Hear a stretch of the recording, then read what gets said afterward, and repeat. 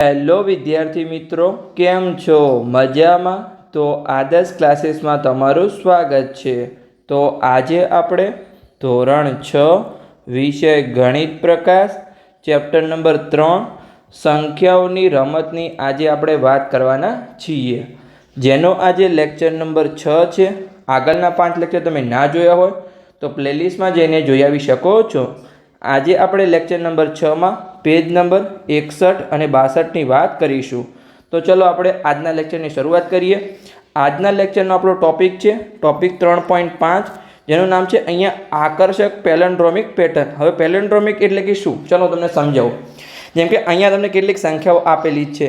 આ 66 છે, 848 છે, 575 છે, 797 છે, પછી 1111 છે, એટલે કે 1111 છે. હવે આને તમે સીધી વાંચો કે ઉલટી વાંચો તમને સમાન જ દેખાય છે. જો આ સાઈડથી પણ 66 વંચાય અને તમે પાછળથી વાંચો તો પણ 66 જ વંચાય, કેમ કે બંને સેમ જ છે. પછી જો આ પણ 848 છે અને પાછળથી વાંચો તો પણ 848 જ છે.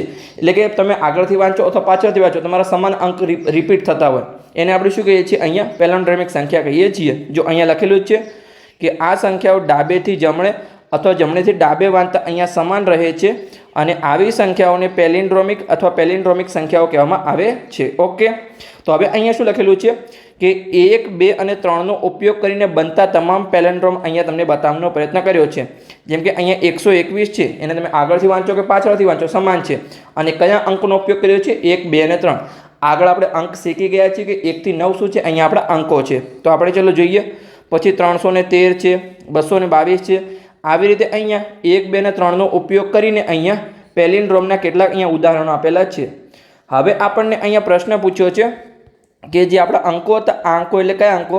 1, 2 અને 3નો ઉપયોગ કરીને તમામ શક્ય 3 અંકના અહીંયા પેલિન્ડ્રોમ લખો. તમારે કેટલા અંકના પેલિન્ડ્રોમ લખવાના છે? માત્ર 3 અંકના. અને કયા અંકોનો ઉપયોગ કરવાનો છે? 1, 2 અને 3. તો ચલો આપણે અહીંયા લખીએ. તો પહેલાં તો આપણે બધા સમાન અંકો લખીએ. જેમ કે અહીંયા લખીએ આપણે, ચલો 1 થી શરૂઆત કરીએ. અહીંયા 1, 1, 1. પછી અહીંયા આપણે લખીએ 2, 2, 2. પછી આપણે લખીએ અહીંયા 3, 3, 3. તો આ શું છે? અહીંયા આપણે પેલિન્ડ્રોમિક અંકો છે. તમે પાછળથી વાંચો કે આગળથી વાંચો તમને શું વંચાય છે? અહીંયા સમાન વંચાશે. પછી અહીંયા આપણે લખીએ કે 1, 2, 1.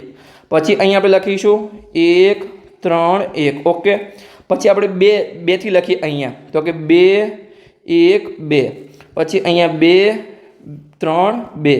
પછી આપણે આવું 3 માટે લખીએ 3, 1, 3, 3, 2, 3. તો અહીંયા ટોટલ કેટલી આપણી સંખ્યાઓ બને છે તમને કે 1, 2 અને 3નો ઉપયોગ કરી અને 3 અંકની પેલિન્ડ્રોમિક સંખ્યાઓ કેટલી છે? અહીંયા આપણે ટોટલ 9 છે. તમે આના સિવાય બનાવી શકતા હો તો મને કમેન્ટ બોક્સમાં અહીંયા જવાબ આપજો. તમે આ જે સંખ્યાઓ લખીને તમે વાંચો અહીંયા આગળથી કે પાછળથી. 111, 222, 333, 121, 131. પછી અહીંયા 212, 232, 313 અને 323. તમે આને આગળથી કે પાછળથી વાંચો તમને અહીંયા સમાન જ વંચાશે. ઓકે, તો બસ અહીંયા આપણો સિમ્પલી પ્રશ્ન પૂર્ણ થઈ ગયો અને આપણો જે પેલિન્ડ્રોમિકનો ટોપિક હતો એનો એક ભાગ આપણો પૂર્ણ થયો. હવે આગળ આપણે વધારાનું શીખીશું. તો અહીંયા એ શું છે કે પેલિન્ડ્રોમિકને ઉલટાવો અને સરવાળો કરો. જેમ કે અહીંયા આપણને આપેલું છે, શું કરવાનું છે? જેમ કે આપણા જોડે કોઈ સંખ્યા હોય, અહીંયા જો તમને આપેલું છે અહીંયા કે આ 34 છે, તો 34ને આપણે ઉલટાવી તો શું બને? અહીંયા આપણે 43 બને. 4 આગળ જાય અને 3 પાછળ આવી ગયા. તો આનો આપણે સરવાળો કરવાનો અને આપણે જવાબ શું મળે? અહીંયા 77 મળે. જો અહીંયા તમને પેલિન્ડ્રોમિક સંખ્યા મળે તો એ શું છે આપણું? ઓકે, આપણે આટલા સુધી રાખવાનું. અને જો પેલિન્ડ્રોમિક સંખ્યા ના મળે તો જે જવાબ મળે એને પણ તમારે ઉલટાવી ફરી સરવાળો કરવાનો છે. જેમ કે અહીંયા તમે આ જે છે જો 48માં જુઓ, અહીંયા શું લખેલું છે? આજે 48 અને 84 છે, એમાં શું કર્યું? પહેલાં 48 અને 84નો સરવાળો કર્યો, પછી આપણને જવાબ મળ્યો અહીંયા 132. પણ જે જવાબ મળ્યો 132 એ તો આપણો અહીંયા પેલિન્ડ્રોમિક સંખ્યા નથી, કેમ કે તમે એને સીધી વાંચો તો 132 થશે અને ઉલટી વાંચો તો 231 થશે.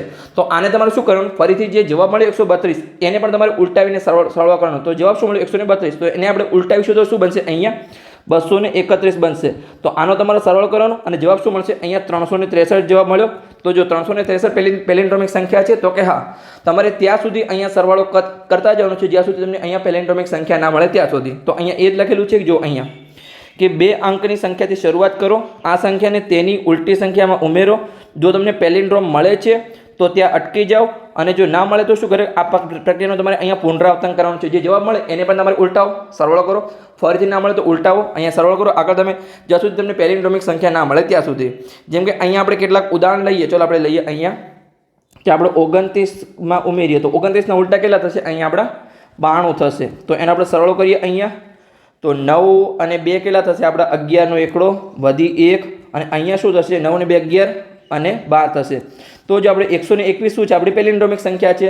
તો કે તમે આવા ઘણા બધા અહીંયા ઉદાહરણ લઈ શકો છો તમારી રીતે કે પેલિન્ડ્રોમિક સંખ્યા મળે છે કે નહીં. અને જો ના મળે તમારે આગળ ફરીથી જે જવાબ મળે એને પણ તમારે ઉલટાવી અને આગળ સરવાળો કરતા જવાનું છે. તો હવે આપણે ચલો પ્રશ્નો સોલ્વ કરીએ કે આપણે પ્રશ્નમાં શું આપેલું છે. તો અહીંયા આપણે સિમ્પલી જોઈએ કે જો તમને પેલિન્ડ્રોમ મળે છે તો ત્યાં અટકી જાઓ અને કેટલીક સંખ્યા માટે તમારે આ પ્રક્રિયા ઘણી બધી વખત પુનરાવર્તન કરવી પડશે. આપણે અહીંયા જે આ પ્રશ્ન છે એના માટે આપણે ગણવાના છીએ. આપણે એમાં એવી સંખ્યા લઈશું કે તમારે 3-4 સ્ટેપમાં આગળ જવાય એટલે તમને આગળનો કોન્સેપ્ટ આખો ક્લિયર થાય. હવે આપણો પ્રશ્ન અહીંયા એ પૂછ્યો છે કે શું એવી કોઈ સંખ્યા છે કે જેના માટે તમે ક્યારેય પેલિન્ડ્રોમ સુધી પહોંચી શકશો નહીં? તમે ગમે એટલી ગણતરી કરો, જવાબ મને મળે અને ઉલટાવો, ફરીથી જવાબ મળે અને ઉલટાવીને સરવાળો કરો, ફરીથી જવાબ મળે અને ઉલટાવીને સરવાળો કરો, પણ એવી કોઈ સંખ્યા છે કે જેના જવાબમાં ક્યારે પણ પેલિન્ડ્રોમિક નહીં મળે? તો 2 અંકની એવી કોઈ સંખ્યા નથી, પણ 3 અંકની એક સંખ્યા છે કે અહીંયા 196 છે.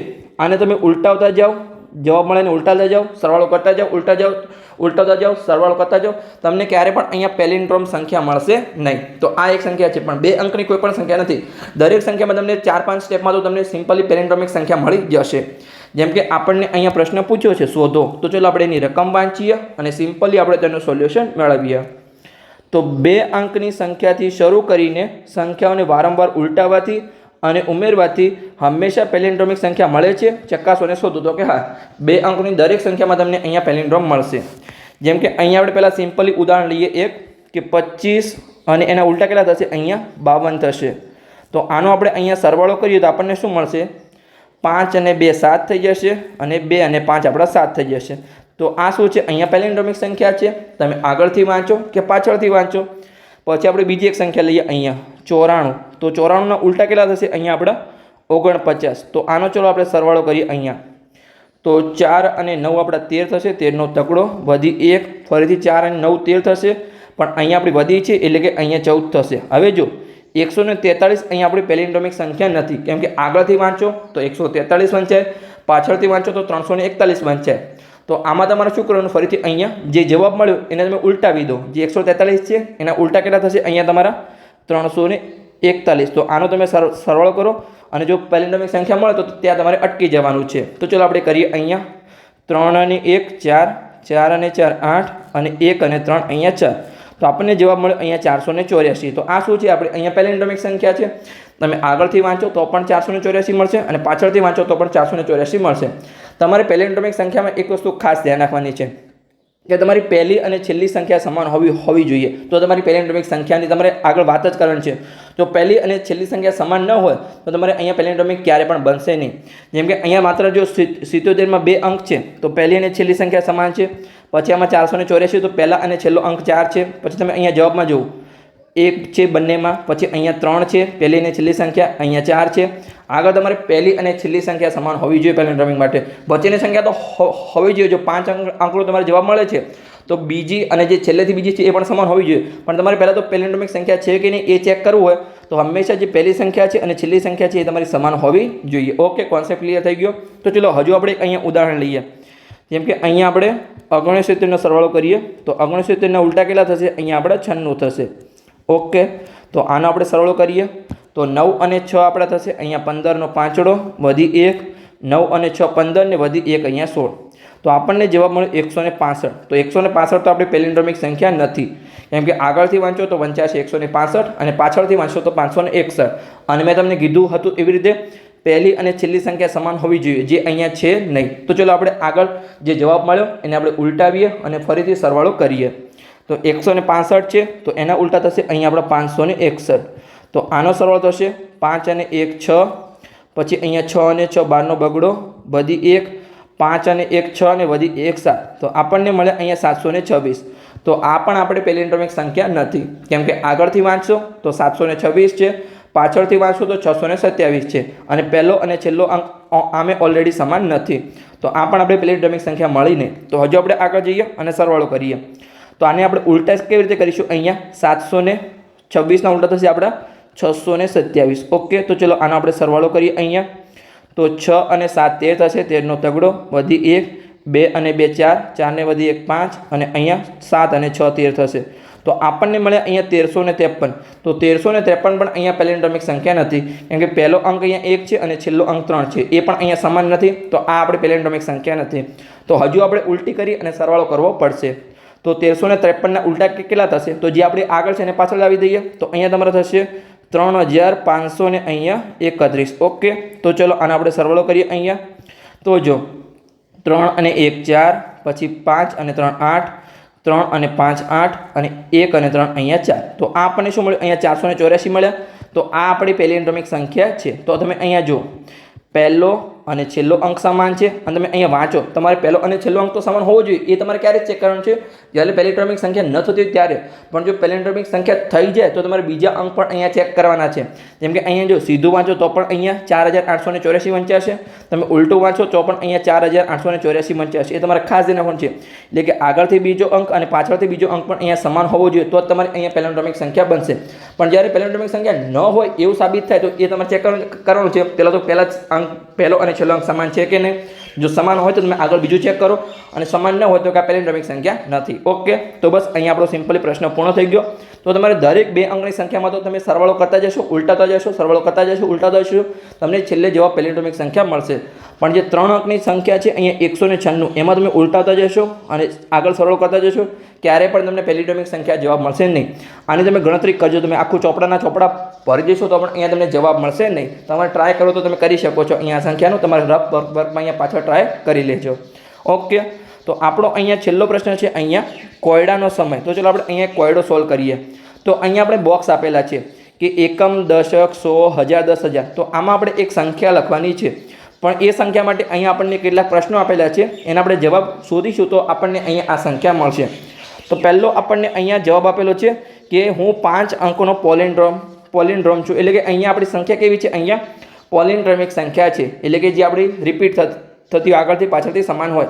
એટલે કે જેમ કે અહીંયા ચાલો તમને સમજાવું કે આ જે આપણો છેલ્લો અંક છે એકમનો અંક, એ જ અહીંયા 10,000નો અંક હશે. આ બંને અંક સમાન હશે. પછી આપણે બીજી સંખ્યા માટે અહીંયા જોઈએ તો કે જે દશકનો અંક હશે એ જ આપણો અહીંયા 1000નો અંક હશે. 100માં તમારે કોઈ પણ સંખ્યા હોઈ શકે છે, પણ એકમ અને 10,000નો અંક સમાન હશે, દશક અને 1000નો અંક સમાન હશે. વચ્ચે તમારો કોઈ પણ અંક હોઈ શકે છે. તો પછી આપણને બીજો પ્રશ્ન શું કીધો છે?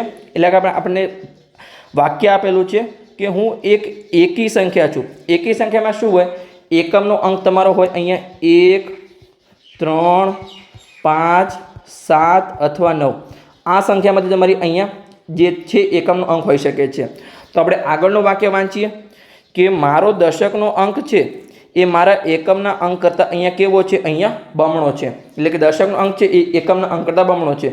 તો આપણે જે અહીંયા એકમના અંક લખ્યા એના કરતાં અહીંયા આપણે બમણા કરીએ તો 1ના બમણા થશે અહીંયા 2, 3ના બમણા થશે અહીંયા 6, 5ના બમણા થશે અહીંયા 10, 7ના બમણા થશે અહીંયા 14 અને 9ના બમણા થશે 18. તો હવે અહીંયા જો આપણે શું લખવાના છે? અહીંયા અંક લખવાનો છે. મારો દશકનો અંક, જો અહીંયા દશકનો અંક, તો અહીંયા જે 10, 14 અને 18 તો શું આપણી બની ગઈ? અહીંયા સંખ્યા બની ગઈ. તો એ તો આપણી નીકળી ગઈ આમાંથી. અહીંયા 5, 7 અને 9 કેમ નહીં આવે? કેમ કે એમને આપણે બમણા કરીશું તો આપણે અહીંયા સંખ્યા મળે છે, પણ આપણે અહીંયા દશકનો અંક લેવાનો છે. તો ઓકે, આપણે અહીંયા સંખ્યા રહી 1 અને 3. હવે એ બંને વચ્ચે કોમ્પિટિશન છે કે એકમના અંક પર કોણ આવશે, દશકના અંક પર કોણ આવશે અને 100ના અંક પર કોણ આવશે. તો ચલો આપણે આગળ વધીએ.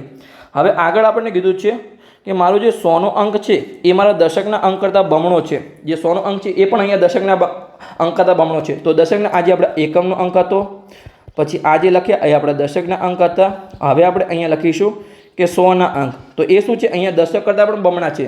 તો 2ના બમણા અહીંયા 4 થશે અને 6ના બમણા 12 થશે. પણ 12 શું બની ગયું? આપણે અહીંયા સંખ્યા બની ગઈ. અંકો કયા છે? આપણે 1 થી લઈને 9. તો અહીંયા આ પણ 12 પણ આવશે નહીં, એટલે કે અહીંયા આપણે 3 પણ નીકળી ગયા. તો આપણને સિમ્પલી અહીંયા જવાબ મળી ગયો. શું જવાબ મળ્યો? અહીંયા ચલો હું તમને બતાવું કે અહીંયા આપણે ચલો જવાબ લખી દઈએ. અહીંયા જે આપણું ખાના છે એમાં તો એકમનો અંક આપણો થઈ ગયો અહીંયા 3, 1, પછી દશકનો અંક થઈ ગયો આપણો અહીંયા 2, 100નો અંક થઈ ગયો 4. હવે તમે કહેશો કે 1000 અને 10,000નો અંક કેવી રીતે લખવો? તો જે આપણો એકમનો અંક હશે એ જ આપણો 10,000નો અંક હશે. મેં તમને હમણાં જ કીધું. તો અહીંયા આપણો થશે 1 અને જે દશકનો અંક હશે એ જ આપણો અહીંયા 1000નો અંક હશે. કેમ કે આ શું છે, આપણી પોલિનોમિયલ સંખ્યા છે. એટલે તમે આગળથી વાંચો કે પાછળથી વાંચો, અહીંયા તમારે સમાન વંચાવી જોઈએ. તો તમે અહીંયા વાંચો કે 12,421, તમે અહીંયાથી પણ વાંચો 12,421. ઓકે, તો બંને સાઈડથી અહીંયા સમાન વંચાવી જોઈએ. તમને પહેલું જ વાક્ય અહીંયા આપેલું હતું અને બીજા આપણે 3 વાક્યના આધારે આપણે સંખ્યા પણ શોધી લીધી. હવે સંખ્યાને શબ્દોમાં લખો. તો ચલો આપણે લખી દઈએ. અહીંયા સંખ્યા આપણી છે અહીંયા 12,421. ઓકે, 21. સિમ્પલી અહીંયા આપણી સંખ્યા લખાઈ ગઈ. તો બસ અહીંયા આપણો લેક્ચર પૂર્ણ થઈ ગયો. લેક્ચર સારો લાગ્યો હોય તો ચેનલને સબસ્ક્રાઈબ કરી શકો છો અને તમારા મિત્રોને વિડીયો શેર કરી શકો છો, તો એમને પણ સરળ ભાષામાં ગણિત શીખવા મળે. આગળના લેક્ચરમાં આપણે આગળના ટોપિકથી આગળની વાત કરીશું. તો મળીએ આપણે આગળના લેક્ચરમાં.